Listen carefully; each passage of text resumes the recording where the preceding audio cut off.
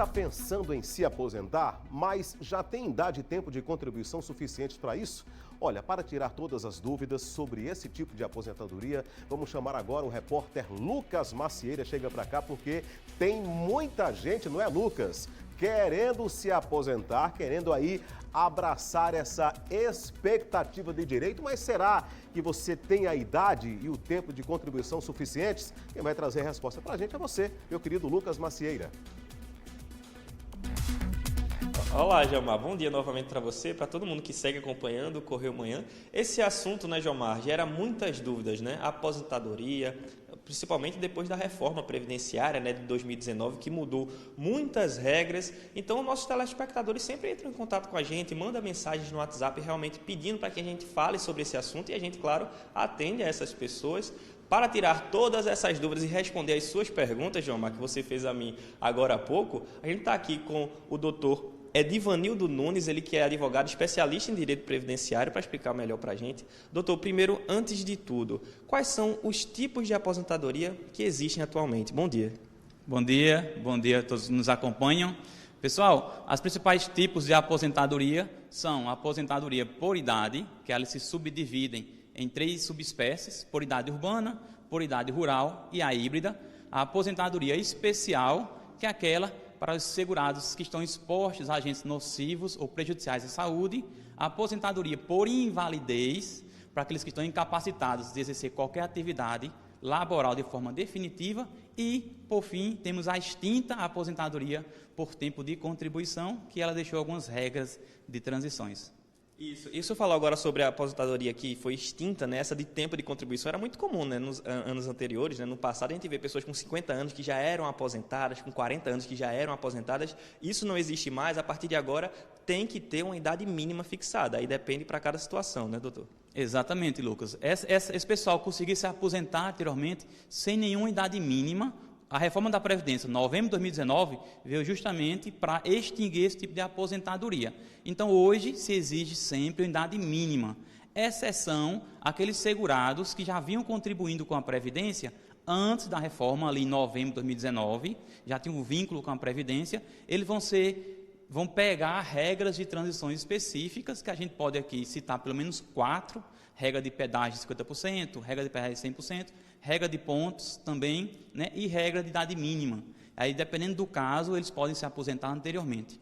Antes da gente chegar nesses pedágios, né, em relação às regras de transição, o senhor mencionou esses tipos de aposentadoria dividido por idade, né, dividido em urbana, rural, híbrida. Queria que o senhor falasse quais são as idades para essas aposentadorias, para essas subdivisões. Perfeito. As aposentadorias por idade, tem essas 3 subdivisões, né? Por idade urbana, o homem, empregado doméstico, trabalhador individual, autônomo, ele precisa ter a idade de 65 anos, mais 20 anos de contribuição, já na regra nova da aposentadoria, e a mulher precisa ter 60 anos de idade, mais 15 anos de contribuição. Detalhe importante aqui, Lucas, e o pessoal de casa que está nos ouvindo, é que se esse homem empregado urbano já tinha um vínculo com a Previdência lá em novembro de 2019, ele consegue se aposentar ainda com a idade de 65, mais 15 anos de contribuição. Então, reduz 5 anos para esse homem que já tinha um vínculo com a Previdência. O segurado rural, ele reduz 5 anos tanto para a mulher quanto para o homem. Então, quem é o segurado rural? É aquele segurado especial, agricultor e pescador de subsistência, né, que planta para sobreviver. O homem se aposenta com 60 anos de idade, mais comprovação de 15 anos da efetiva atividade rural ou pesqueira, e a mulher se aposenta com 55 anos de idade e 15 anos de efetiva atividade pesqueira ou rural. E essa comprovação, né, do tempo de contribuição, ela não se dá só por carteira assinada, né? Mesmo pessoas que não tenham carteira assinada podem comprovar esse tempo de trabalho de serviços prestados, né? Pode comprovar por outros meios, né? Se ele for autônomo, por exemplo, ele pode comprovar por meio das guias de pagamento, as famosas GPS, né? Guia de pagamento da Previdência Social. Se for agricultor, o efetivo exercício da atividade rural, né?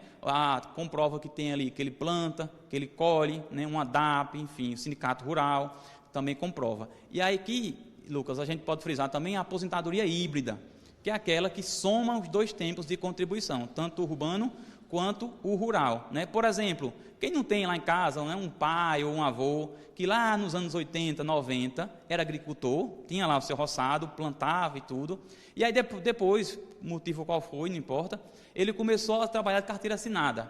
Então, vamos supor que hoje ele tem 65 anos de idade, mas só tem 12 anos de contribuição de carteira, mas lá nos anos 80, 90, ele era agricultor, então ele consegue somar os 2 períodos, né? E aí comprovar 15 anos de contribuição e se aposentar na regra híbrida. Então, nessa regra híbrida, as regras de idade e contribuição são as mesmas da situação urbana, mas tem essa possibilidade de juntar realmente esse tempo trabalhado na zona rural. Agora, falando especificamente sobre essas regras de transição, que é a grande dúvida, né? Para o pessoal, muitas pessoas que se interessam pelo tema da aposentadoria, porque estão próximas de se aposentar, né? Então, elas estão enquadradas nessas regras de transição. Quais são as principais? Como é que funciona isso?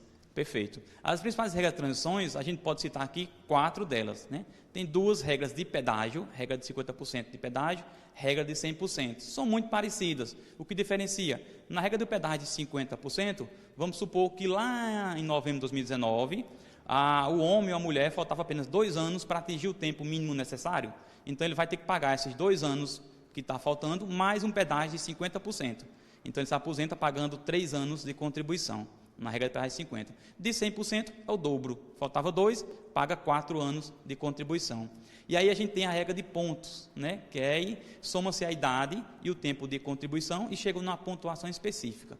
Nessa regra, em 2024, o homem para se aposentar precisa ter 101 pontos e a mulher 91 pontos. Então, justamente esses pontos aí é a soma da idade mais o tempo de contribuição, né? Doutor, muito obrigado pelos esclarecimentos. Tenho certeza que nosso telespectador agora, que estava com algumas dúvidas, tirou muitas delas diante dos seus esclarecimentos. Agradeço demais aqui, acordou cedinho para conversar com a gente.